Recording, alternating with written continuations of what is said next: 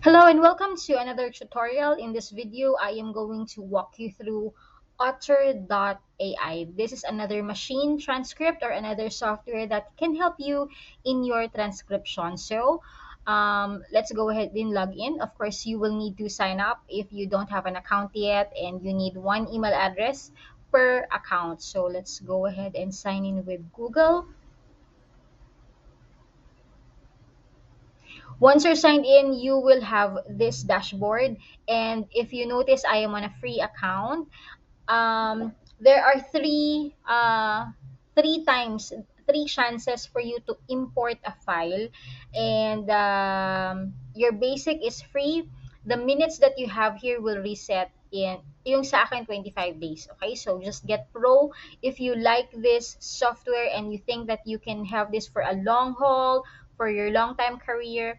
Make sure that you get the premium. Okay, so let's go ahead and import. You can record, parang dictation siya. Ayan. So this is a test dictation.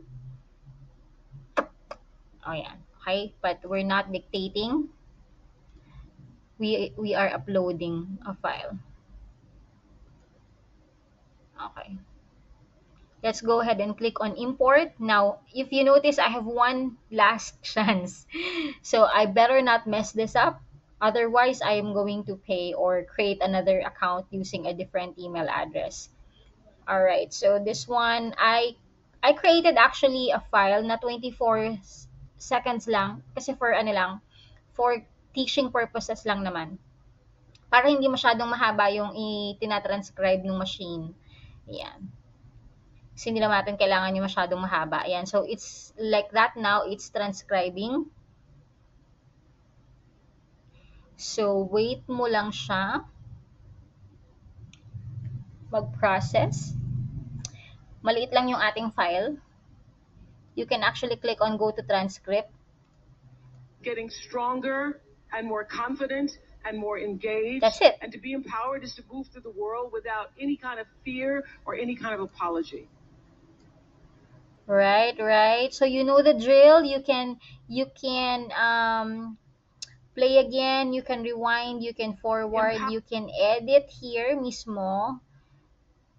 Okay, the transcript is outdated daw. You must refresh the page. Okay, let's refresh the page. So, nakita natin, kasi mabilis lang siya eh. Wala pang 1 minute nga, wala pang 30 seconds even yung sample natin. Kasi yung kanina, 10-minute video siya. So, medyo mahaba yon. Parang it takes time to load dahil 10 minutes yung tinatranscribe niya. Pero ito kasi madali lang dahil nga 24 seconds lang.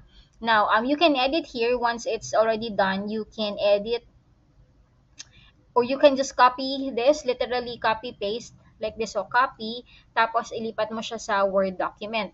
Another thing that you can do is go to home and then go to my conversations.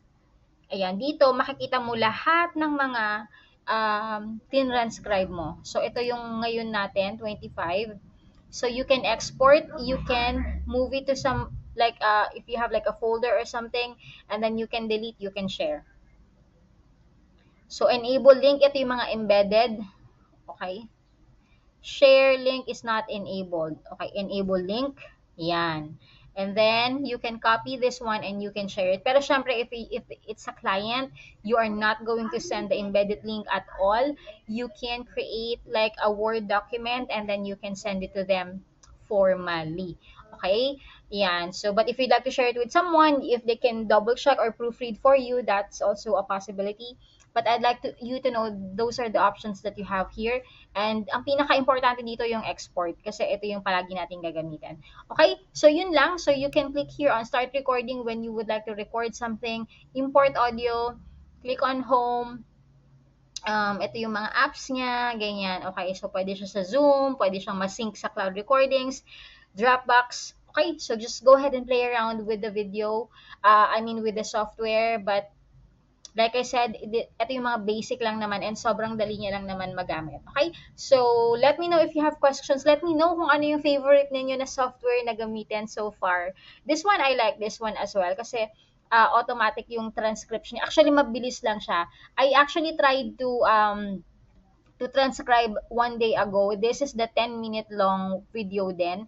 Siguro it takes a few seconds lang, tapos ready na yung transcription. Yan. Okay, so go ahead and play around Otter.ai, and I'll see you on the next video.